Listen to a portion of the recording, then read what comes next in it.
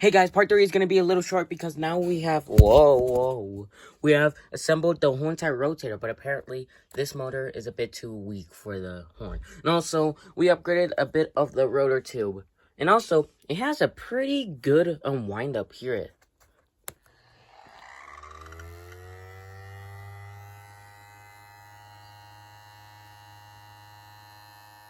And also, a pretty good wind down. Again, hear it.